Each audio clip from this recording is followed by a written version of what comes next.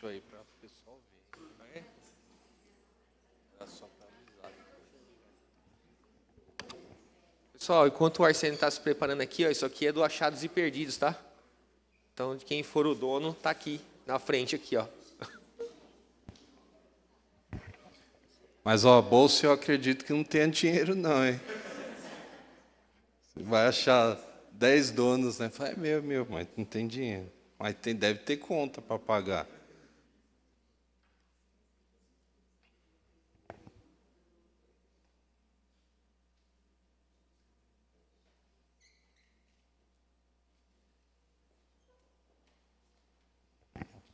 Hoje a gente vai ter a avaliação da aula. É hoje a avaliação. O pastor até vai sair, ó.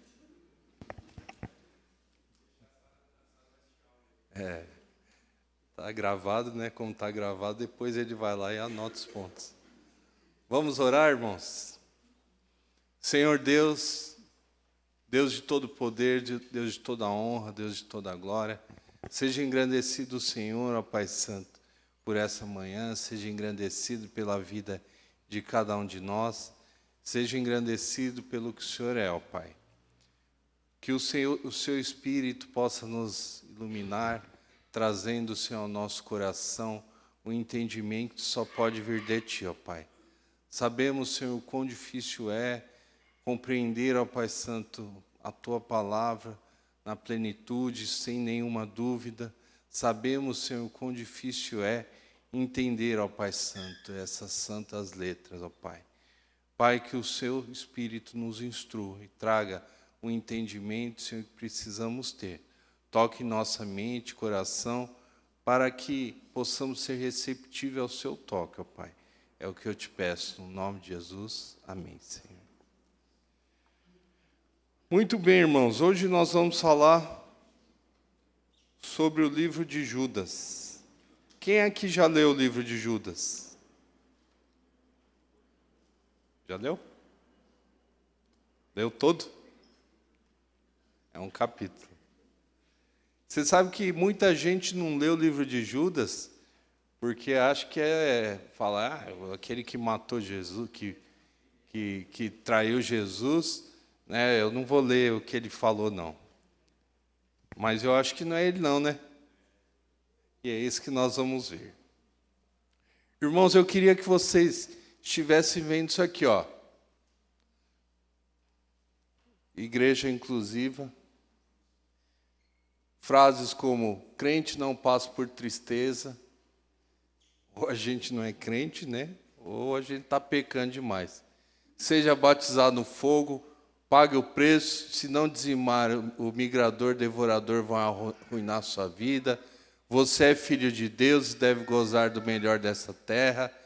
Crente não fica doente. Eu sou levita e tenho o dom de louvor, receba aí o fogo e por aí vai. Eu acredito que a gente já ouviu e talvez tenha até falado, né? Isso aqui, igreja, a gente tem um projeto aqui na frente, né? Os engenheiros até tentou fazer uma área VIP aqui, ó, para ver se vem artista aqui. Área VIP em igreja. E esse aqui, The King, The Power, The Best. A gente ri, né? Pastor chora e pede 100 milhões aos fiéis. A gente vê aí uma foto dessa, né? Que infelizmente tem pastores que estão orando na medida que se dá uma oferta. Nós vemos casais, né? Esse casal, por exemplo, que a mulher, eles demonstravam uma piedade muito grande, né? A mulher acabou matando o marido, descobriram que ela tinha, dentre um dos filhos dela, ela tinha um relacionamento de um dos filhos adotivos, né? E aí a confusão toda, né? Que a gente já sabe. E aí campanha das 7 promessas, tem igreja que constrói um Golias, você entra na igreja com uma pedra e taca a pedra para quê? Para derrubar o Golias. A chave para isso, chave para aquilo, campanha disso, campanha de reconstrução e por aí vai. Então, veja só, tudo isso é o que se passa no meio evangélico. E a gente vê. Muitas vezes a gente ri, mas a gente também acaba tendo os nossos também, né? Então, assim, ninguém está isento disso. E a palavra de Deus, ela usa e ela nos ensina de tal forma que a gente compreenda realmente o que é a palavra de Deus. Agora eu queria fazer uma pergunta para vocês. Tudo isso que a gente viu, a gente aprende o seguinte, que o crente genuíno pode perder a salvação? Sim ou não? Não. Então, se o crente genuíno não perde a salvação, porque Deus tem que ser fiel a ele, o que tudo isso que eu coloquei aqui implica na nossa vida ou na vida dos crentes? O que isso representa na vida dos crentes? Porque é o seguinte, se o Senhor vai me salvar, então tudo isso aí eu posso viver da forma que for, não pode? Sim ou não? Sim ou não? Ó, tem não e tem sim, hein? Vocês têm que se decidir, né? Agora, quais as implicações de tudo isso aí na vida das pessoas, dos crentes? Vamos lá, pode falar. Falta do conhecimento de Deus, mas assim, explica melhor, o que essa falta do conhecimento de Deus vai gerar na vida dos crentes? Eles não estão, na realidade, eles não estão compartilhando com Deus aquilo que o Senhor nos dá. Eles são um povo meio rebelde, que acham que são crentes, mas na realidade não são. São simplesmente enganadores. Será que as pessoas, 100% de quem participa de campanhas de igreja assim, são falsos crentes? Ou será que pode ser que estejam sendo enganadas? Porque pensa só, eu entro numa igreja, não conheço nada, entro na igreja lá, que alguém fundou, e aí ele começa a ensinar toda aquela palavra, né, que tem uns pastores que conseguem cativar a gente, e aí eu falo, é aqui, é a coisa, Deus está aqui. E aí, de repente, aparece vitória, gente prosperando e tal. Pensa no que tudo isso implica na vida das pessoas. Nós, por exemplo, a igreja presbiteriana, ela dá uma ênfase muito grande no ensino da palavra. Tem outras igrejas que vão fazer isso também, igrejas sérias. Mas quando a igreja tem uma teologia ruim, o que muda na vida das pessoas na prática diária? Marcelo, eu acho que primeiro de tudo, eu acho que é 50-50, né? Eu acho que os líderes, as igrejas que promovem esse tipo de coisa que você demonstrou, eles têm 50% ali da responsabilidade, né? E os outros 50% são da própria pessoa, porque a gente escuta relatos de pessoas, né? Você está conversando com as pessoas e elas falam assim, nossa, eu fui naquela igreja ali, eu não me senti bem lá. Ah, mas por que você não se sentiu bem lá? Não, porque é uma gritaria, é porque o cara pede dinheiro, isso, aquilo outro. Então, eu tenho muito isso, né, para mim. Claro, tem pessoas que descobrem que os 50% dela prejudica ela muito mais à frente, né? Vive tudo isso e depois descobre que isso não faz sentido nenhum. E, por estatística, isso acontece.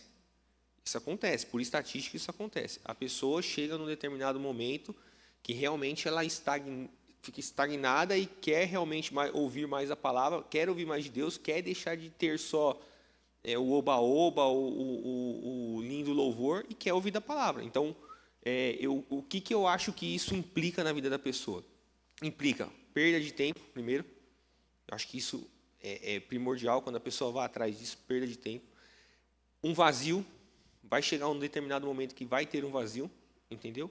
E claro, cara, viver realmente, não viver realmente o que Cristo tem nos deixado, a sua palavra, né, a forma como o simples evangelho é praticado por Jesus Cristo. Jesus Cristo nunca na sua palavra, na Bíblia, fez o negócio ser gigante, ser só as multidões que o seguiam através dos seus milagres, mas era na simplicidade que ele praticava. Então, eu acho que essas 3 coisas, eu acho que influencia muito na vida das pessoas, e principalmente o vazio que muitas dessas pessoas sentem ao descobrir que estão sendo enganadas, estão sendo aí realmente privadas de uma coisa que poderia ser bem melhor.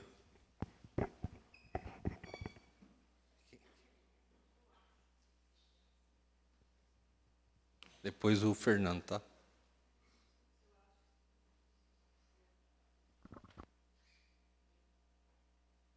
Oi.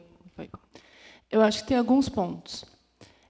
Eu acho que, na dança devocional, quando o pastor falou da cobiça do nosso coração, eu acho que hoje em dia muitas pessoas procuram determinadas igrejas com a busca de uma prosperidade, né? De um avanço, que acha que a bênção é uma prosperidade financeira, né? Porque eu vou por querer palavras reveladas, porque vão dizer que profetas, que eu tenho que fazer isso. No fundo do coração é uma prosperidade que não é. Então, acho que muitos buscam isso. E muitos acham que, se eles estão indo, por algum motivo, bem, né, é porque eu estou ali naquela... Então, eu vejo muitas pessoas indo nessa manada aí de igrejas shows, né, que vão, tal, para ir palavra zero, né? Então, e aí chega um determinado momento que a nossa vida vai nos amassando, né? A gente vai passando por situações na vida e a pessoa vai tendo vazio, porque ela não teve um evangelho, um ensino do evangelho genuíno, porque atribulações todos nós vamos passar, né? E aí é onde vem a palavra que nos ajuda a transpor nesses momentos que a gente passa na vida. Então, e aí tem pessoas que chegam em determinados momentos que têm esse vazio, que vão buscar, que procuram uma igreja muitas vezes reformada, porque sabe do estudo da palavra, e outras ainda não, outras ainda se sentem ali naquele ambiente e tal. E tem algumas que não vou também generalizar que são todas, mas tem muitas que de alguma forma vai dar alguma base do evangelho, mesmo que pouca, e a pessoa ali com aquele pouco já se sente satisfeito. Mas eu vejo muitas pessoas, pelo menos assim que eu conheço, que não estão satisfeitas, que veio desses movimentos e tal, mas em determinados momentos, principalmente em momentos de dor. Eu tenho um casal de amigos próximos que até hoje não conseguiu transpor um luto, por exemplo, né? E busca tudo que é coisas, até horóscopos, não sei o quê, ligado a signos, não sei o quê, para você ver que não teve uma base aqui, né? E a gente pensa, não, mas a falta do conhecimento do evangelho genuíno na vida do cristão, para mim, é crucial, né? Senão você não tem essa maturidade de passar pelas dificuldades da sua vida. E se a gente for olhar que cada um de nós vai ter uma história de dificuldade, de que teve que passar em algum momento, ou que está passando por algum momento. E como que você atravessa isso? Né? Então, se eu vou para um show com músicas e tal, você tem ali a parte emocional, tal, mas você não tem o preenchimento da palavra. Esse é o meu posicionamento. Fernando.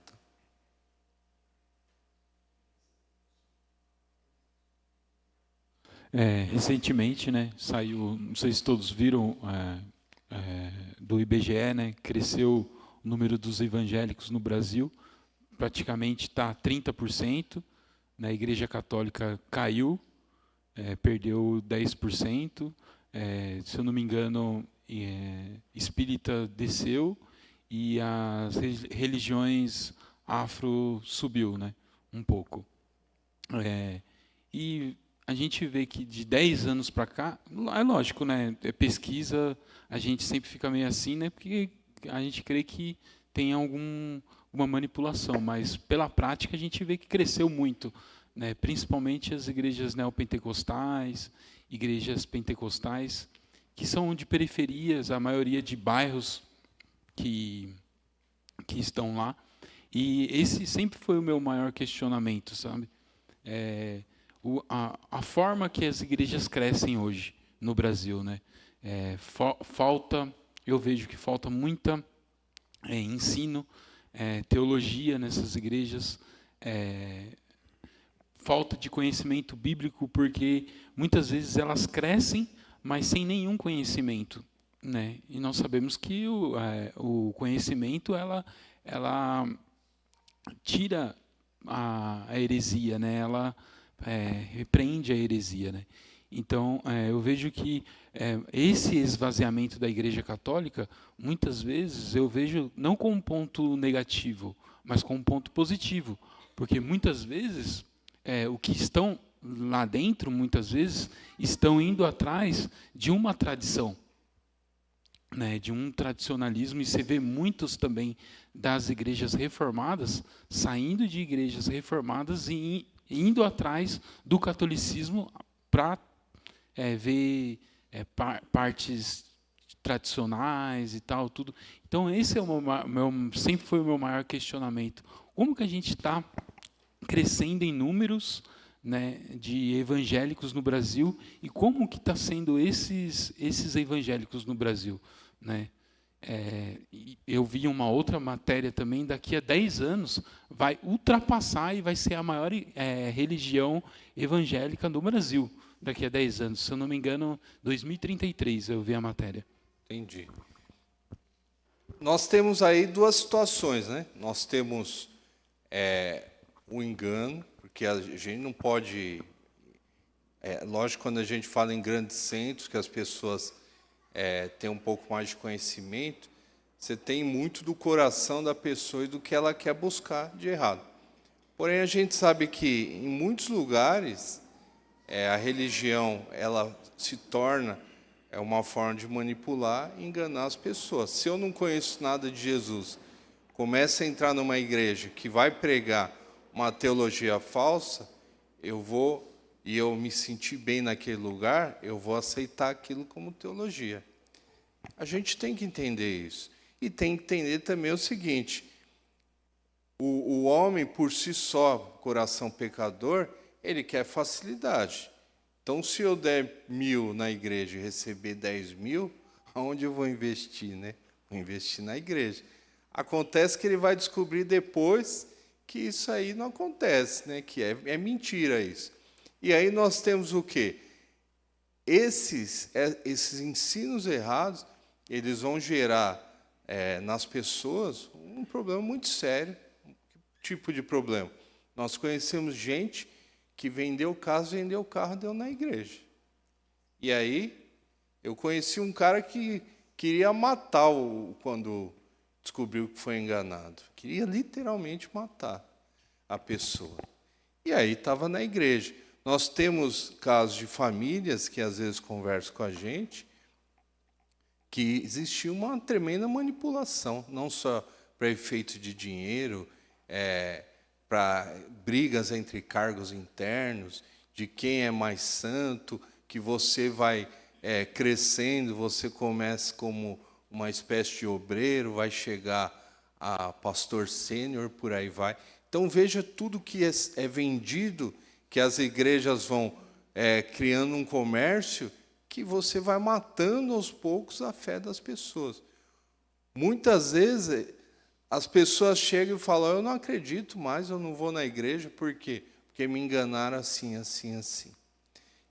Eu conheço gente também que deu cheque para o pastor, e aí o pastor foi lá, né, depositou, pagou tal coisa, e aí quem ficou com a conta? Quem deu cheque. E é assim. Então, pensem em quantas coisas que vêm, ou muitos falam o seguinte: olha, essa pessoa vai ser curada, pode fazer isso e não é curada. E por aí vai. Então, existe muita mentira, e por incrível que pareça, nas últimas cartas que a gente tem estudado, os apóstolos falavam isso. Veja como Deus fala com a gente e fala de forma clara, só que a gente não entende. O contexto aqui da carta de Judas, ele está falando diretamente nesse tipo de coisa. Só que olha só, ele vai falar, além dele pegar e falar o seguinte: olha, contra os falsos mestres é isso e isso, quem são, o que eles fazem, como eles agem. Ele vai depois terminar falando o seguinte: ó, mas cuidado com vocês também. Para quê? Para que vocês não façam de forma igual. Então ele está falando que eu e você, que a gente critica, a gente pode fazer igual, hein? A partir do momento que perde-se o zelo pela palavra de Deus, pelo conhecimento do Senhor, a gente corre risco de fazer igual, ou fazer pior. Tá? Então a gente não pode se enganar que o nosso coração é mau. E quem vai nortear, quem vai nos deixar na linha, é a palavra de Deus. Mas vamos caminhar aqui, ó. Vamos ver o que a carta de Judas está falando. Primeira coisa, quem é o autor da carta de Judas? Quem é o autor? E aí existia, como sempre, né, quase boa parte das autorias tem questionamentos, né? Mesmo ele falando que ele é irmão de Tiago, e ele fala que é servo de quem? De Jesus Cristo. Olha só, hein? Ele podia ter ajudado também, não podia? Falar, ó, eu sou o irmão de Jesus, que é irmão de Tiago. Daí ele fala, ele não se considerou nem irmão de Jesus. Ele é servo de Jesus. Olha só, hein? E até então, antes da ressurreição, eles não acreditavam muito. Mas esse Judas aqui, ó, ele foi questionado por quê? Porque tem o Judas Tadeu, um dos discípulos. E aí, só que quando se faz as devidas exegeses, os estudos e tal, e aí percebe-se, e aí, né, acaba ficando claro, que o Judas Tadeu era filho de Tiago, e não irmão de Tiago.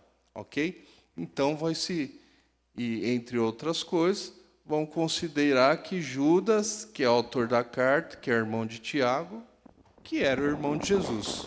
Ok? Mas vamos ver lá, Mateus 13:55, que diz? Vamos lá, William, o que diz Mateus 13:55?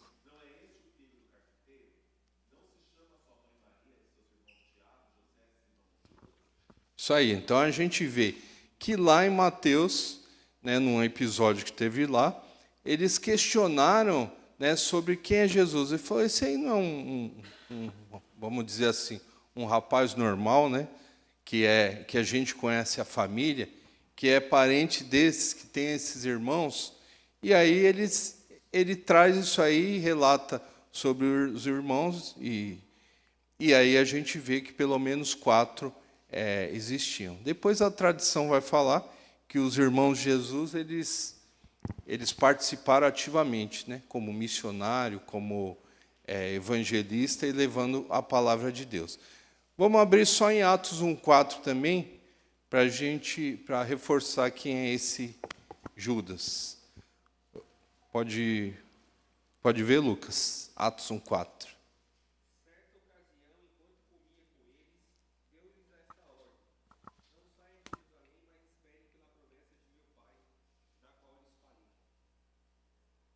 É isso mesmo? Atos 1:4? É Atos 1:4?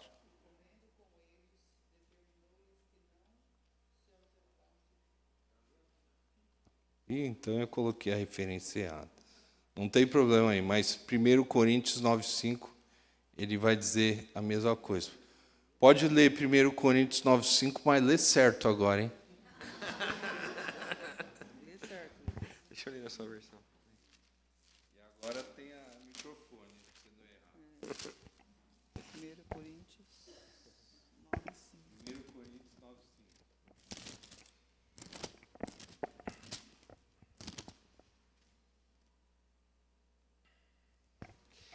E também o de faze-nos acompanhar de uma mulher irmã, como fazem os demais apóstolos e os irmãos do Senhor e Cefas. Agora deu certo, hein? Olha, agora consertou o que fez de errado, né? Então a gente tem aqui uma situação que antes a gente tinha os irmãos de Jesus. Os irmãos de Jesus, eles não acreditavam muito nele, e a gente entende por quê, porque Quando você é irmão, você vê, né, você está perto dos seus irmãos e a gente não acha que ele é tudo isso, né? Só que quando eles viram que o Senhor Jesus, tudo que ele falou, ele morre, ressuscita, imagine só o peso que foi no coração deles. Rapaz, a gente morou com o próprio Deus e ele falava e a gente não acreditava. E aí os irmãos de Jesus tiveram uma tarefa importante. Tanto é que o livro de Tiago, o livro de Judas, né, foi escrito pelos irmãos dele. Possivelmente foi escrito no período de 65 a 67, outros vão falar de 60 a 65, e a gente fala entre 60 e 70, né, que a gente sabe que é mais fácil.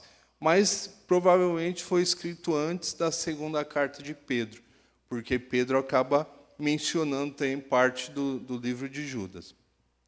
Os destinatários, possivelmente judeus cristãos. Por que judeu cristão? Porque ele conhecia e ele defende bastante coisa em relação à história, né, judaica. Então ele tinha esse papel de fazer essa defesa. E o objetivo, advertir a igreja por causa dos falsos mestres. Olha o propósito da carta, é combater o falso ensino de que a liberdade é a salvação do Senhor Jesus, né, do cristão, concedido pela graça, dão licença para pecar. A gente não vê isso hoje em dia, que as pessoas falam, não, mas o amor de Jesus salva todas as coisas. Não se preocupa, não. Não se preocupe, pode fazer, porque o Senhor te libertou. E eu já ouvi casos de crente reformado que fala assim, olha, não existe mais lei, não, agora é graça. Nós temos, o Senhor nos perdoou de todas as coisas. Lógico que perdoou de todas as coisas. Mas Ele não extinguiu, não, de você andar nos caminhos do Senhor, de você mostrar e buscar a santidade genuína. Nós temos aqui uma estrutura, né, como a carta, aqui só para dar um exemplo. Toda a carta, como eu disse em outras aulas, essa é uma estrutura de uma carta grega, que tinha um remetente, daí tinha o corpo, ele ia fazendo a defesa, e aí concluía, e geralmente, na conclusão, ele vai fazer um louvor ao Senhor. Vamos lá. Então, a salvação, a gente tem aqui em Judas 1:2, que a gente até acabou falando, né? Mas vamos ler de novo. Judas, versículo 1 e 2, diz assim, ó, Judas, servo de Jesus Cristo, irmão de Tiago, aos chamados amados em Deus, Pai, e guardados em Jesus Cristo, a misericórdia, a paz e o amor vos sejam multiplicados. E aí ele faz a saudação dele. Na saudação, a gente percebe que ele se coloca como servo realmente, né? Ele traz a glória para o Senhor Jesus e ele fala, mas eu sou irmão de Tiago. Talvez porque Tiago, ele exercia a liderança na igreja. Então ele fala, eu sou irmão do Tiago, aquele líder da igreja. É mais ou menos, quem é mais conhecido no louvor? O violonista, eu sou o Arsênio, filho do rapaz que toca violão aqui. O rapaz mais bonito que toca violão, né? Tem que deixar. E aí vai falar, você é o pai de Davi e tal. É a mesma coisa que ele fez aqui, ok? Daí nós temos aqui o objetivo, batalhar pela fé entregue, pois heresias estavam entrando no meio do povo. E aí vamos ler aqui, 1 de 3 e 4. Silvinha, pode ler?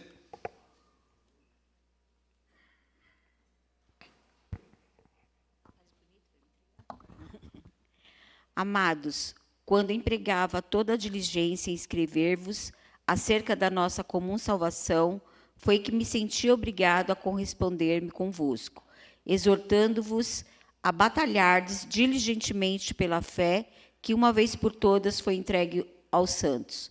Por certos indivíduos se introduziram com dissimulação, os quais, desde muito, foram antecipadamente pronunciados, para esta condenação. Homens ímpios que transformam em libertinagem a graça de nosso Deus e negam o nosso único soberano e Senhor Jesus Cristo. Então imagine só que o pastor ele está, né, no dia a dia dele fazendo sermão e tal. Daí começa aquela confusão na igreja, aquela bomba. E aí ele fala, peraí, eu tenho agora que mudar. E aí ele chega aqui e fala assim, olha, enquanto eu estava escrevendo meu sermão, eu percebi que existia o quê? Existia uma coisa que está acontecendo na igreja e que isso é mais urgente do que eu fazer isso. E aí ele vai lá e traz o ensino para a gente. Foi o que aconteceu com Judas. Então, na vida comum deles, no trabalho que eles faziam, ele percebeu que existia algo mais urgente que ele precisava fazer. E o que é mais urgente? Ele falou, olha o que está acontecendo no meio do povo de Deus. Ó. Está entrando gente aqui, ó, que são ímpios e enganadores. E o que eles fazem? Eles estão transformando a graça em libertinagem. Sabe o que quer dizer isso? Quer dizer o seguinte, ó. Saiu aí, acho que 2 semanas atrás, de uma moça que ela se prostituía, tal, foi para a igreja, daí ela voltou à prostituição e agora ela diz que o papel dela é que com a prostituição ela vai alcançar prostituta, por aí vai. Pensa no que ela está falando, gente. Pensa só a causa que ela está defendendo. Pensa só que Jesus, quando transformava a pessoa, ele fazia dessa forma. Ou eu já vi casos também de pastor que foi encontrado também numa casa de prostituição, e aí ele falou, não, eu vim aqui porque eu tinha que pregar a essas pessoas. Pensa só no que estás falando. Isso aí é transformar a graça de Jesus em libertinagem. A gente não pode compactuar com isso. E é gente que está sendo muitas vezes enganada, que elas, se o Senhor for salvar ela, vai salvar. Mas pensa só, o que vai ser a vida de uma pessoa que tem uma teologia toda errada? Você acaba com a vida da pessoa. Esses homens, eles manipulam as pessoas para quê? Para fazer o que eles querem. E aí a gente vê um texto desse, um livro dedicado a isso aí, e muitas vezes a gente nem lê. Mas é uma verdade tremenda que ele vai falar nos nossos dias, porém ele escreveu há 2000 anos atrás, quase. Então pensa só, e ele falou, isso é urgente, tem gente entrando com uma teologia errada dentro da igreja e precisa ser estancado. Vocês têm que batalhar pela fé de vocês. Vocês têm que ensinar o verdadeiro evangelho. Por quê? Porque tem ímpios entrando na igreja, eles estão transformando a graça do Senhor em libertinagem, e acontece que eles fazem o quê? Com isso, negam o Senhor Jesus. Então, olha só a estratégia de Satanás. É colocar gente que vem falando palavras que a gente gosta e fala, não, besta, isso aí não é. Pode fazer o que você quiser. Né? Uma vez salvo, sempre salvo. Pode bagunçar do jeito que você quiser. Pensa só, isso aí acontece nos nossos dias. A palavra de Deus, a vida com o Senhor, é uma coisa seríssima. Seríssima. E é tão sério que todos os apóstolos, eles faziam o quê? Eles falaram contra falsos mestres. E aí, continuando. Nós temos aqui, do 5 a 8. Vamos ver o que diz do 5 a 8. Dona Roseli, a senhora pode ler?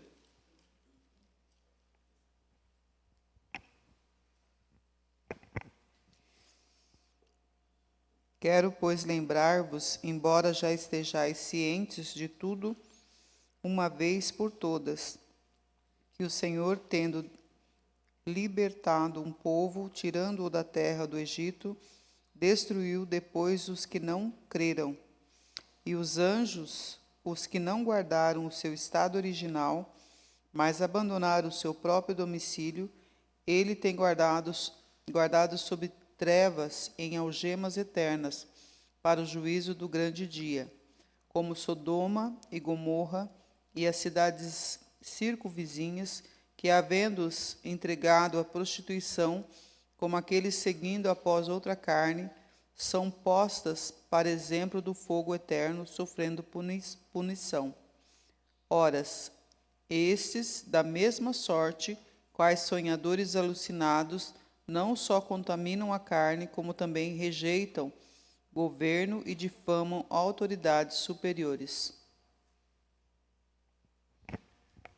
Então, o que existia na época? Eu troquei de ordem, aí é proposital, tá? Só para a gente entender. O que existia na época? Existia nada diferente dos nossos dias. Falsos profetas que muitas vezes também chegavam e falavam: eu tive um sonho, eu tive uma revelação do Senhor, e essa revelação ela é melhor do que o catecismo. É algo que vai instruir a gente de forma melhor. Pensa só quando quando Judas ele está falando, ele dá uma característica, ele fala: ó, esses caras, eles são sonhadores alucinados. Ou seja, o que eles falam, e possivelmente tinha essa prática, né, de sonhos e visões, e hoje a gente tem religiões, igrejas, né, que são formadas baseadas em sonhos. Hein? Eu sonhei, ou um anjo me falou, e se o anjo falou é porque o Senhor falou isso, tal. E aí acontece que ele faz o quê? Ele não usa a palavra de Deus como uma referência, mas ele usa ou o sonho que ele teve, ou vai saber se ele realmente teve o sonho ou não, mas ele diz que ele teve a revelação do Senhor, para quê? Para trazer uma nova revelação. Então, olha o que eles fizeram, ó. Contaminam a carne, rejeitam governos, difamam autoridades. Qual a consequência de contaminar a carne? Imoralidade sexual. Qual a consequência de rejeitar governos? Não sujeitam autoridades. E qual a consequência de difamar autoridades? Tentam tirar a autoridade.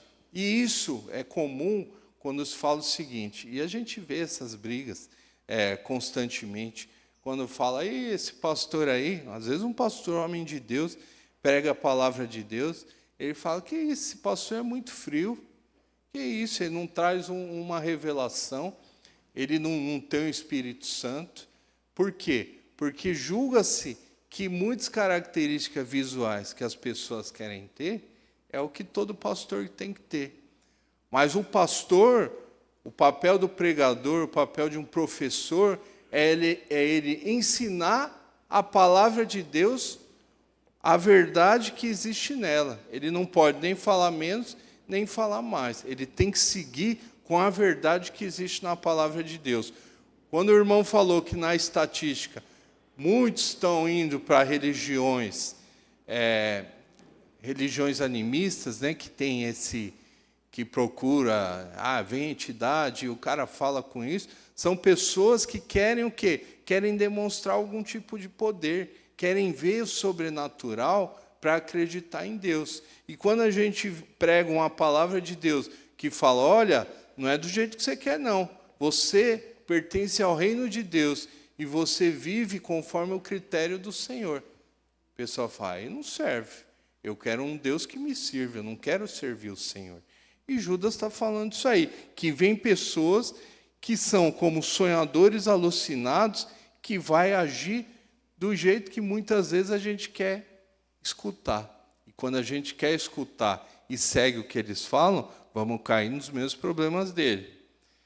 Agora, olha só, eu vou mudar o slide aqui, aí é o que a irmã leu primeiro. Judas, ele sempre trabalha, nós vamos ver que sempre de 3 em 3, né? 3 exemplos. Então, ele vai falar, olha, ele fala do povo no deserto. Quem foi o povo do deserto? Lembra aquele povo que o Senhor falou que iria morrer no deserto? Por que eles iriam morrer no deserto? Porque eles desobedeceram. Eles desobedeceram o que o Senhor falou para fazer. Desobedeceram por não crer no Senhor. E qual a consequência? A consequência foi que eles foram destruídos. Agora Judas fala um outro exemplo. Igual a alguns anjos. O que esses anjos fizeram? Não guardaram o seu estado original e abandonaram o seu domicílio. O que isso quer dizer? Quer dizer que eles existiam, e aí é um grande debate teológico, né? Mas, de forma geral, acredita-se que principalmente esse texto aqui, vai falar dos anjos, dos filhos dos homens, dos filhos de Deus que se casaram com as filhas dos homens. Então, existe alguma referência aqui. Existe aí, a gente tem duas situações. E aí é difícil a gente pender para um lado. Porque muitos acreditam que os filhos de Deus são anjos e outros que os filhos de Deus realmente os filhos de Deus, que aí vem da linhagem da mulher, né? Não da linhagem da serpente. Mas seja o que for, Judas está falando aqui dos anjos que deixaram o domicílio e aí eles acabaram pecando contra o Senhor. E qual a sentença deles? Algemas eternas para o dia do juízo. E ele faz um outro exemplo. Ele fala, vocês lembram da história de Sodoma e Gomorra? Pois é, o que eles fizeram? Prostituição. Qual a sentença deles? O fogo eterno. Então ele está falando, olha, para cada desobediência que houve, para cada pecado que houve, não faltou uma sentença dada pelo Senhor. Então, vocês têm que compreender que, além de não ser que o povo de Deus não vai viver em libertinagem, esses homens que pecam contra o Senhor, cabe a eles também uma sentença. E a sentença é uma sentença de morte. Então, o que Judas ele vem trazendo e ele vem ensinando o povo de Deus é que ele vai falar, olha, esses homens que estão entrando na igreja e estão tratando mal o povo de Deus, ensinando uma teologia errada, a eles cabe uma sentença. E ele fala, olha, e não se enganem. Por quê? Porque essa sentença já houve com outros. Houve com o povo no deserto, houve com anjos que deixaram o seu domicílio, houve com cidades que foram cidades que pecaram, que tentaram até abusar dos anjos, conforme a história nos relata. Então ele fala o seguinte, não se engane, porque o juízo do Senhor vai acontecer. Daí nós temos aqui uma outra situação, que é o 9, agora nós vamos ler, deu até o 8, agora nós vamos ler o 9 e o 10. Vou pedir para a Gisele ler.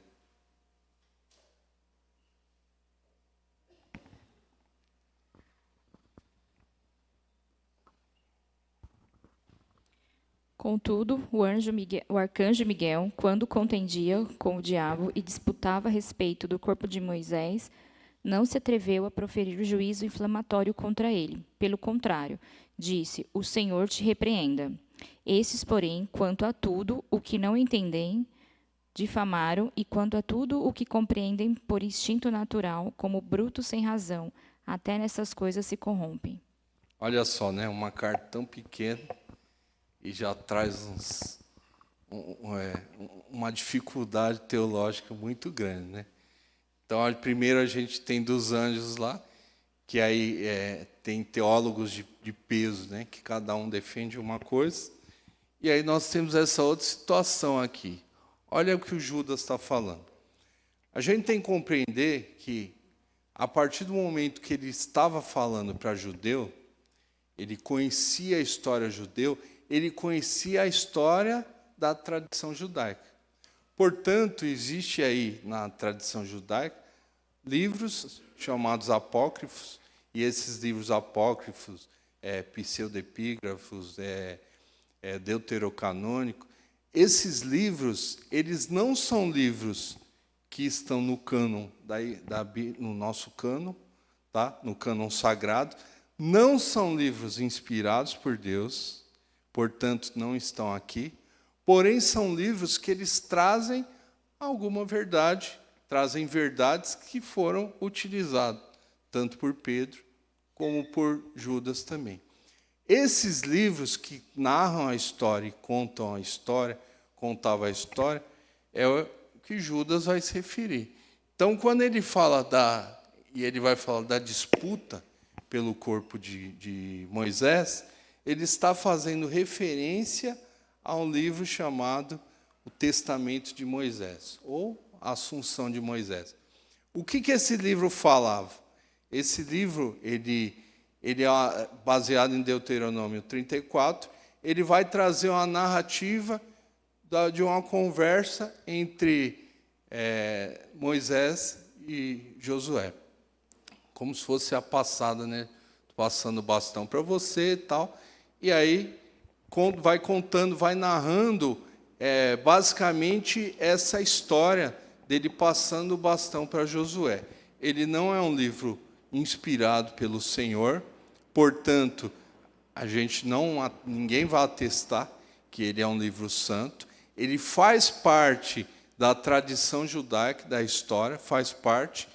E esse trecho que ele narra, como está no livro de Judas, esse trecho ele tem que ser verdadeiro, senão não estava aqui. E aí Judas ele vai falar, olha, quando o anjo lutou, quando o anjo disputou com Satanás, ele não se atreveu a falar nada, mas ele vai falar o quê? Que o Senhor repreenda ele. Então, qual que é o ensino que ele está trazendo aqui? E é isso que a gente tem que entender. Muitas vezes a gente fica questionando, fala, que foi o que aconteceu, né? Muitos não acreditavam que esse livro poderia participar do cânon bíblico. Por quê? Porque fala, mas como é que um livro que traz aí, ele vai trazer partes da história do testamento de Moisés, ele vai trazer parte da história de 1º Enoque, ele vai trazer alguma coisa dos livros de Jubileus, tudo texto que não são textos bíblicos, mas eles fazem parte da história, tradição que os judeus conheciam. Então, essa história aí, né, inclusive da disputa, né, e essa disputa pelo corpo que embasou esse livro da Assunção de Moisés, essa história eles conheciam os judeus. Então, Judas pega e ele vai trazendo exemplos e fala, olha, você está vendo só o que aconteceu? Lembra da história tal ou escrito, ou que os nossos pais contavam? Lembro. Pois é. Esses falsos mestres que eles entram aí, eles falam contra o quê? Eles nem conhecem. Eles estão falando, tentando ser mais, sendo que eles são homens mortais. Veja que nem o anjo do Senhor, que tinha autoridade para falar, ele não quis falar. Por quê? Porque ele sabia que é ao Senhor que pertence todo o poder, toda a glória e todo o juízo. Então ele fala o seguinte, para esses falsos mestres falta o quê? Falta entendimento. Por quê? Porque eles difamam o que eles não conhecem. E além de difamar, eles entendem por quê? Por instinto, como animais. Não existe racionalidade cristã. Não existe racionalidade na palavra. E por isso, eles mesmos se destroem. Então, o que a gente tem que entender desse trecho? Existe aí um ensino que vai pegar alguns trechos de livro apócrifo? Vai ser. Existe isso, é nítido. Ele está validando o livro apócrifo? Não está. Mas esse pedaço aqui, ele vai contar, e aí, como sendo a verdade que existia na história do povo de Deus. Você falou que ia corrigir a aula, mas eu vou atrapalhar. Duas coisas importantes, né? Por exemplo, o Alcorão tem trechos da Escritura. Por isso o Alcorão é um livro que os crentes deveriam consumir? Não, né? Então a gente tem essa segurança. E eu acho que esse é um detalhe importante só que os irmãos precisam firmar. Parece, às vezes, que Judas está consultando os livros apócrifos e usando eles como... então vou falar disso, porque esse livro apócrifo fala disso. Na verdade, os apócrifos estão se valendo de uma outra fonte que Judas também vai se valer. Então, esse é um ponto. Os apócrifos não têm autoridade, né? Eles é que estão distorcendo o que Judas está citando. E aí, a segunda coisa é o que Judas fala é muito inédito, né? Satanás brigando pelo corpo de Moisés. Eu não vou, como falei, eu quero só pôr fogo, deixar a igreja com a pulguinha atrás da orelha, porque são questões que nós não sabemos. Onde Moisés foi sepultado? Não há nenhum registro da sepultura de Moisés. Certamente Deus preservou isso justamente para que não fosse um local de peregrinação e de idolatria. Moisés morreu, fato, ele é um homem como qualquer outro. Mas, na transfiguração de Jesus, a gente tem 2 homens presentes ali, Moisés e Elias. Tanto que os apóstolos sugerem, vamos fazer uma tenda aqui, ficar nós aqui a noite inteira, né? E o Senhor Jesus está transfigurado perante eles, na presença de Moisés e de Elias. Nós sabemos que na morte, o corpo e a alma se separam. Isso é a definição de morte. Mas Elias não passou por essa morte comum. Elias ascendeu aos céus em algo semelhante a uma carruagem de fogo, né? Não vê um cavalinho de fogo do céu, não. É um redemoinho ali, como de fogo, semelhante a uma carruagem. Nós não temos sepultamento de Moisés, de Elias, nós não temos o corpo de Elias, nós temos uma ascensão. Será que Moisés teria passado por uma ascensão assim? Não sabemos. Elias está lá na transfiguração. Moisés está também fisicamente? O Senhor, de alguma forma, preservou ou até ressuscitou o corpo de Moisés? Não sabemos. Sabemos também que o Senhor Jesus é a primícia dos que dormem. Ele é o primeiro a ser de fato ressurreto. Como que fica Moisés e Elias? Então, assim, pastor, como que resolve esse problema? Irmãos, não sei. Depois do doutorado a gente conversa, porque são textos difíceis. Então a nossa fé está invalidada? Lógico que não, meu irmão, mas são questões difíceis da Escritura. A gente tem que trabalhar sobre elas. Os 10 mandamentos é facinho de compreender, Judas é um pouco mais difícil. É que a ênfase no texto, ele não está na história na briga de Moisés, do anjo com Satanás. Mas ele está aqui, no entendimento que o texto vai dar. Ele vai falar, olha, aquele anjo tendo autoridade, ele não ousou falar nada. Muito pelo contrário, ele falou que o Senhor te repreende. Ele entregou ao único que é capaz de julgar de forma correta. Então o ensino está aqui. Mas a gente vai ver que Judas complica mais um pouco ainda, tá? Ele escreveu pouco, mas pouco complicado. E aí depois ele gosta de 3, né? Daí ele fala, tem mais 3 exemplos aqui, Daí ele fala, olha, lembra de Caim, do caminho que ele seguiu? Pois é, o que ele fez? Ele ofertou a Deus o quê? De forma errada. E qual a intenção? Nova forma de adorar. Mas como assim? Pensa comigo. A palavra de Deus, ela traz uma forma normativa do culto, do nosso culto que oferecemos ao Senhor. A palavra de Deus mostra quem é o Senhor, como ele é cultuado, no passado como seriam as ofertas. Ou seja, não é de qualquer forma que poderia ofertar. E aí a gente percebe que Caim, ele quer mostrar uma forma de ofertar ao Senhor, só que não é dessa forma que o Senhor quer. Portanto, ele demonstrava o quê? Ele queria uma nova forma de adorar e ficou chateado com o Senhor, que o Senhor não aceitou. Veja que muitas coisas nas igrejas, que a gente viu, né, nos slides, não existe uma nova forma de adorar. Veja que como é muito semelhante. Veja que o pecado de Caim, ele está nos nossos dias mais brilhando mais que o sol. Por quê? Porque tem gente fazendo as mesmas coisas. E aí tem uma outra situação que ele vai falar, olha, Vocês lembram da história de Balaão? Lembro. O que ele fez? Ele se vendeu. E qual a motivação dele? A motivação era o lucro. Ele fala, e tem mais um exemplo, como ele gosta de 3, ele fala, e a história da revolta de Corá? Que juntou Corá, Abirão, né, e eles tentaram usurpar o quê? A autoridade de Arão. Ele falou, não, mano, todo mundo é santo aqui, por que é só Arão que é o sumo sacerdote? Por quê? Ele almejava uma liderança. Pensa nos falsos mestres de hoje, se não é essa mesma situação.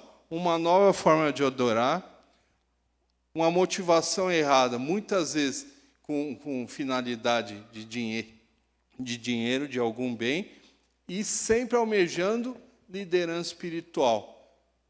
Pense comigo se apóstolo, pai apóstolo, seja o que for, pensa se não é mais ou menos esse tipo de coisa, usurpar um direito, né, uma liderança espiritual. Pensa. Ou seja, é diferente que a gente vê hoje em dia, porque Judas está falando, e aí Judas cita o seguinte, ele vai citar Ezequiel, Provérbios, Isaías, falando, esses caras são rochas submersas. Sabe o que é rocha submersa? Você vai assim, muitas vezes na praia, eu lembro que lá na praia do Porto de Galinhas, que tinha um lugar assim que de manhã saía a rocha, né? Os corais, de noite tampava. Mas a embarcação que passa lá arrebentava tudo. Por quê? Porque existia uma camada fina de água e por baixo tinha as rochas que destruíam. E aí a gente tem pastores de si mesmo, é eles que dão as regras.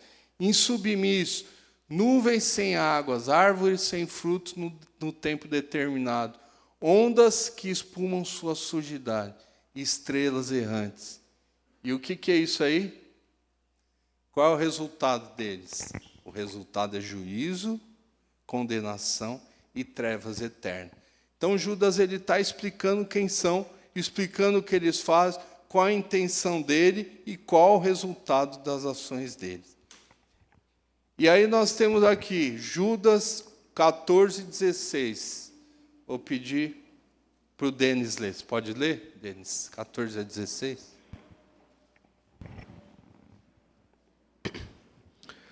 Quanto a estes foi que também profetizou Enoque, o 7º depois de Arão, dizendo: Eis que veio o Senhor entre as santas miríades, para exercer juízo contra todos e para fazer convictos todos os ímpios, acerca de toda a obra ímpia que impiamente praticaram, acerca de todas as palavras insolentes que ímpios pecadores proferiram contra ele. Os tais são murmuradores, são descontentes, andando segundo as suas paixões. A sua boca vive propalando grandes arrogâncias. São aduladores dos outros, por motivos interesseiros. Vós, porém, amados, lembrai-vos das palavras anteriores proferidas pelo apóstolo de nosso Senhor Jesus Cristo. Então, olha só, ele cita novamente um livro apócrifo, o primeiro Enoque. E aí esse livro de Enoque, conforme aí alguns místicos vão falar que é o que dá interpretação a tudo que vai acontecer. Mas ele, novamente, ele não está validando o livro de Enoque. Ele está validando somente esse texto. E aqui eu trouxe só para comparar. Eis que veio o Senhor entre suas santas miríades. Ele fala, olha, esse Enoque aqui, o 7º, depois de Adão, ele falou isso aqui, ó.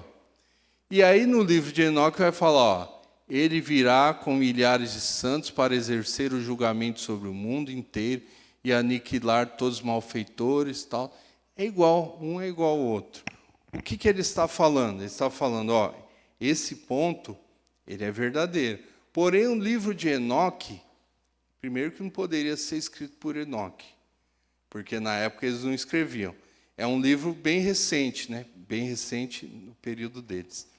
E aí, esse trecho que fala aí sobre a glória do Senhor, ele vai tratar que o juízo do Senhor, que foi falado nessa parte, mas que foi falado pelos outros profetas, profeta Zacarias, entre outros, que vai falar basicamente a mesma coisa. Ele está falando, vai acontecer o juízo sobre esses homens.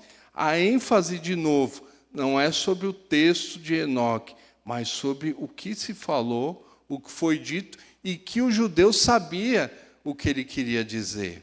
Ok? Então a gente tem que interpretar isso. O que ele está dizendo e qual é o ensino? Esse trecho passa a participar do quê? Das santas letras, como Paulo disse.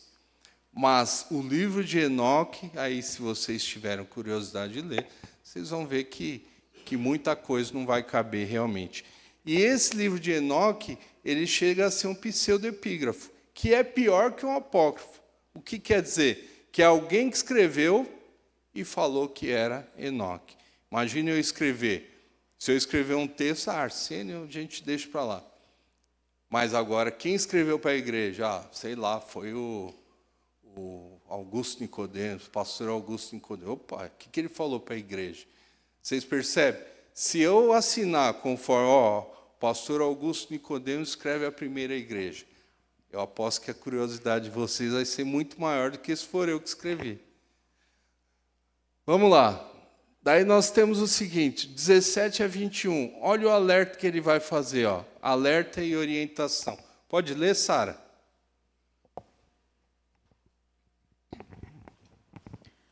Vós, porém, amados, lembrai-vos das palavras anteriormente proferidas pelos apóstolos de nosso Senhor Jesus Cristo, os quais vos diziam, no último tempo, haverá escarnecedores, andando segundo as suas ímpias paixões.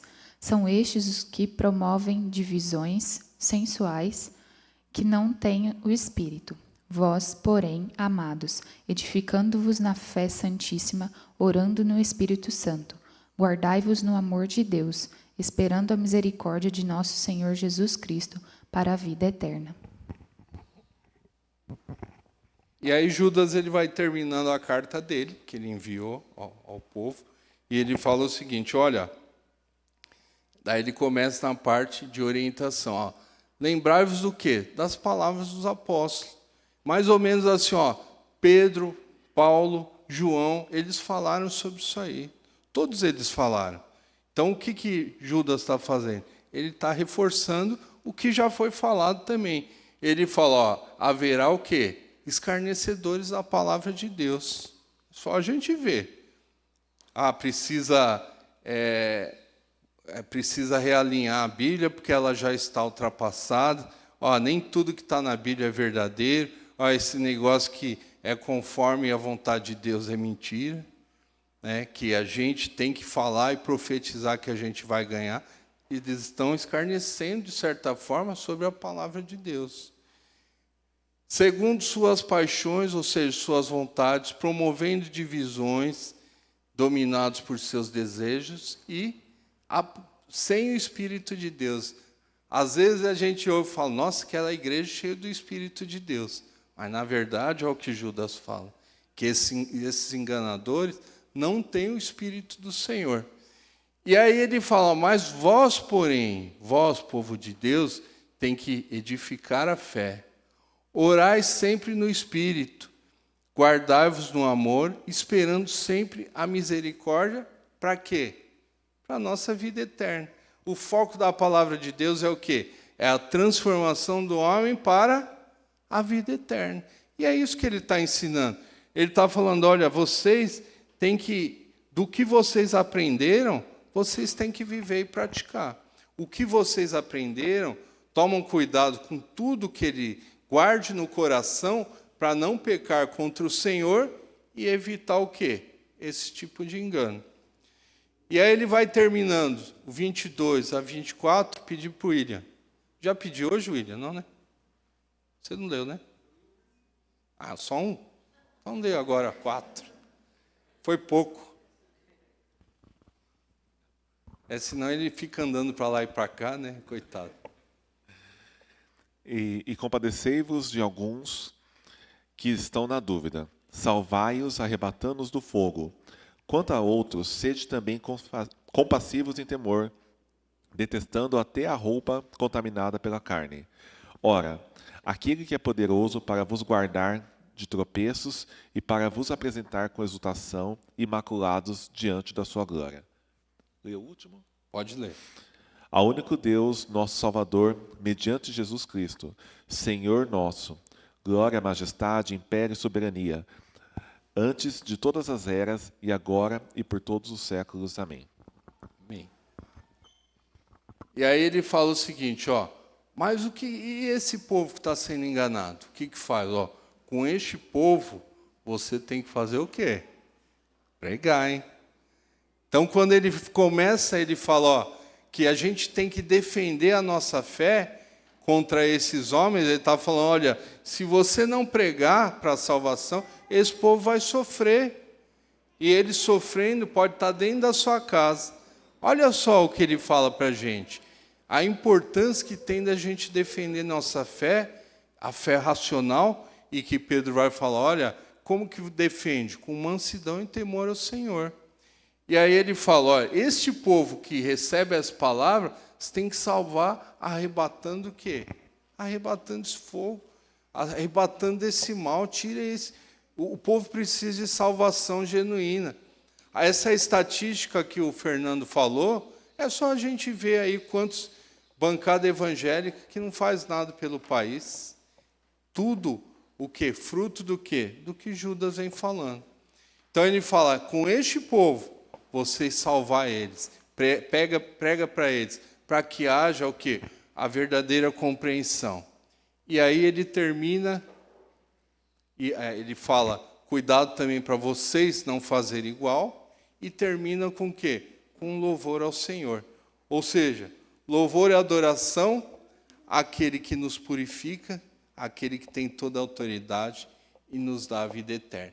Então a estrutura dele, a estrutura de carta grega, a estrutura dele, ele vai trazer um ensino para a igreja, ele vai falar dos falsos mestres, ele vai falar o que representa os falsos mestres, o mal que ele faz nas igrejas, no povo de Deus. Ele vai falar para a gente pregar para este povo, abrindo os olhos, e isso é cada um de nós que escuta a palavra de Deus, a nossa obrigação é lá fora, é pregar o Evangelho de Cristo. Pregando o Evangelho de Cristo para que essas pessoas sejam salvas, né, pelo Evangelho de Cristo verdadeiro, lembrando que é o Senhor que é o dono de toda a autoridade, que nos purifica e nos dá a vida eterna. Amém? Vamos orar? Senhor Deus, só o Senhor, ó Pai, é Deus sobre todas as coisas. Instrui o nosso coração, ó Deus, a Te adorar verdadeiramente, a entender, a buscar o entendimento na Sua palavra. Ensina-nos a guardar a Sua palavra, Pai. Ensina-nos, Senhor, a replicar a Sua palavra, trazendo, Senhor, à luz aquilo que está em trevas, ó Pai. Use a cada um de nós, Senhor, para o louvor e honras e glórias daquele que é o soberano sobre todas as coisas. Muito obrigado, Senhor, por mais esse estudo. É o que eu te peço, te agradeço. No nome de Jesus, amém, Senhor.